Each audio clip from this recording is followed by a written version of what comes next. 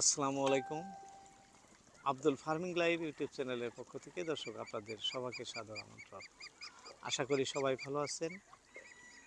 দেশ এবং দেশের বাইরে যে যেখান থেকে আমাদের ফার্মিং প্রতিবেদনটি দেখতেছেন, আপনাদের সবাইকেই অন্তরস্থল থেকে ধন্যবাদ জানিয়ে শুরু করছি আজকের প্রতিবেদন। দর্শক, আমি নিজে খামার করি। আরও অনেক খামারি ভাইদের বিভিন্ন ধরনের মতামত দেখি, কমেন্ট দেখি ভিডিওতে। বিভিন্ন জনের বিভিন্ন সমস্যার কথা বলেন, কেউ লাভের কথা বলেন, কেউ সপক্ষে কমেন্ট করেন, কেউ বিপক্ষে, এরকম বিভিন্ন ধরনের মতামত আমাদের মধ্যে কিন্তু রয়েই গেছে। আর যতদিন এই খামার মানে জীবন থাকবো, এতদিন এই কমেন্ট, এই ধরনের মতামত বিভিন্ন জনের বিভিন্ন ধরনের থাকবই। যাই হোক, আজকে বলার উদ্দেশ্য এই বিষয় নয়। আমরা খামারি, আমাদের হঠাৎ করেই মানে ভালো হাঁস খাইতেছে পইতেছে, ঘরে উঠাইয়া দিলাম বা বাইরে ছেড়ে দিলাম, হঠাৎ করেই যদি কোনো ধরনের সমস্যা দেখা দিল, হঠাৎ করে, অর্থাৎ 1 ঘন্টা বা আধা ঘন্টার ভিতরেই এরকম ধরনের কিছুগুলো বেমার আছে, আমরা ঠুলকা বেমার বলে থাকি, হঠাৎ করে হয়ে যায়। যেমন বৃষ্টি হাঁস পানি দিয়েছেন, ওইটা আসতেই 10টা ল্যাংড়া হয়ে গেছে, হয় না? আমার হয়, আপনাদেরও অবশ্যই হয় এরকম। আবার কারো দেখা যায় যে হঠাৎ করে মানে 100 হাঁস পানিতে দিছেন, সেখান থেকে 50টা কোনো রকমে আসলো, আর 50টা কিন্তু 50টার 25টা পানিতেই মরে গেছে, আর কয়েকটা ঘরে ফিরে আসছে, সেগুলো বাড়তে এসে আক্রান্ত, এরকমও হয়। তো এই যে কিছুগুলা সমস্যা হঠাৎ করে হয়ে যায়, ভালো হাঁস ঘরে তুলে রাখছেন, দেখবেন রাত্রের মধ্যে গ্যাস হয়ে আপনার সম্পূর্ণ হাঁস সকালবেলা দেখবেন ঝিমাইতেছে, অর্থাৎ সেটা ঘরের সমস্যা থাকে। সেখান থেকে হাঁসগুলো ঝিমায় ঝিমায় বাইর হয়, হলেও আস্তে আস্তে আস্তে আস্তে মরে যায়, দুর্বল হয়ে যায়, আর মরে যায়, খাদ্য খায় না, এরকম সমস্যা আমি নিজে ফেস করছি, সে অনেক দিন আগে। যাই হোক, এরকম ধরনের ঘটনা কিন্তু আমাদের সাথে প্রতিনিয়তই ঘটে থাকে। এই ধরনের ঘটনা ঘটলে আপনি কি করবেন? আপনার করণীয় কি? আপনার মধ্যে মানে এই বিষয়ে কিছু হলেও জ্ঞান থাকা প্রয়োজন বা জানার প্রয়োজন আছে। যারা পুরানা খামারি, আপনারা তো সবাই জানেন যে এই সমস্যাগুলো ফেস করতে কি করতে হয়। কিন্তু যারা নতুন, আপনারা এই বিষয়ে মানে জানেন না, আপনাদেরও জানার প্রয়োজন।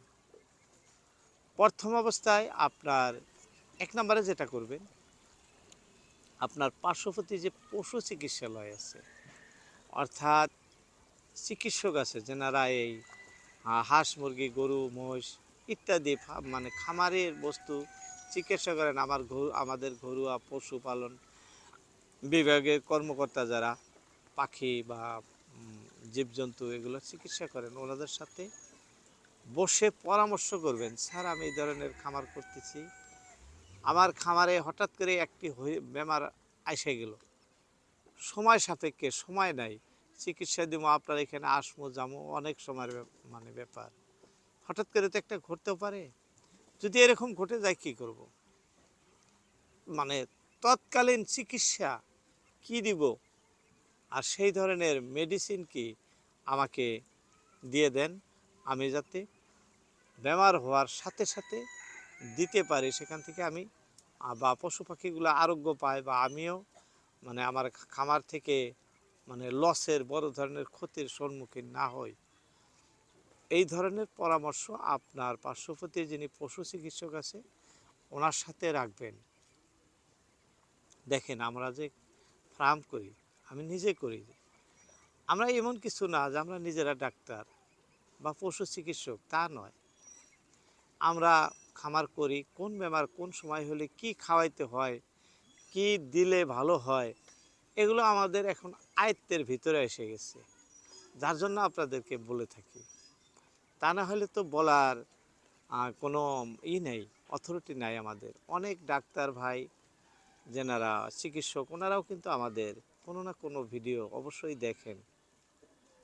আমাদের বলার মধ্যে ভুল হওয়াটা স্বাভাবিক। আমরা শিক্ষা করি নাই, পশু চিকিৎসক নই।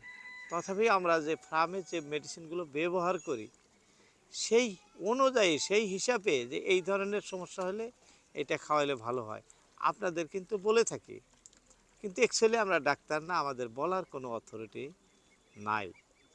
তার মধ্যেও কেউ 2টা 5টা 10টা এরকম ধরনের যারা হাঁস মুরগি পোষণ করেন, আপনাদের বিভিন্ন ধরনের সমস্যা দেখা দেয়। আমরা যে কথাগুলো বলি সেই অনুযায়ী তেনারা চললে তেনাদের উপকারে আসে। অনেকেই কমেন্ট করেন, ভাই আপনার কথায় মানে কাজে লাগছে বা এরকম ধরনের মতামত দেখা যায়। তো আমরা কিন্তু একজন পূর্ণাঙ্গ খামারি যারা বড় খামার পরিচালনা করেন তেনাদের পক্ষে আমাদের কথাগুলো মানে গ্রহণযোগ্য না।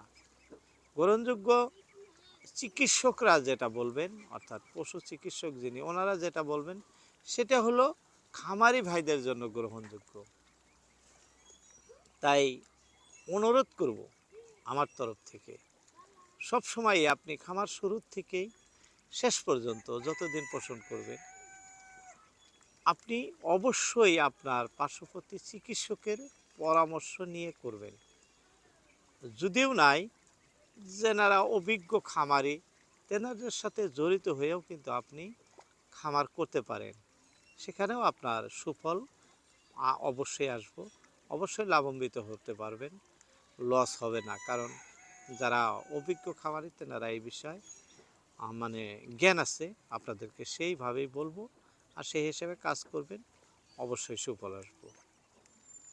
তো অনুরোধ করবো একটাই, আবারও বলছি, আপনারা নিজে যতই জানেন, ইউটিউব যতই ঘাটেন, তার উপরেও যেনারা লেখাপড়া করে শিক্ষিত হয়ে মানে ডাক্তার হয়েছেন, পশু চিকিৎসক হয়েছেন, ওনাদেরকে দূরে সরে দিবেন না, ওনাদেরকে ধরে রাখবেন, ওনাদের পরামর্শ নেবেন। হ্যাঁ, যতটুক বলে হয়তো আপনার ততটুক সমর্থ নাই, কিছু কম পরিমাণে হলেও তেনাদের কথা মতো চলার চেষ্টা করবেন। যাই হোক, অনেক কথা বলে ফেললাম, আজকে আর নয়, আবার অন্য কোনো ভিডিওতে কথা বলবো। সবার মূল্যবান সময় ভিডিওতে দেওয়ার জন্য সবাইকে অসংখ্য ধন্যবাদ। আসসালামু আলাইকুম।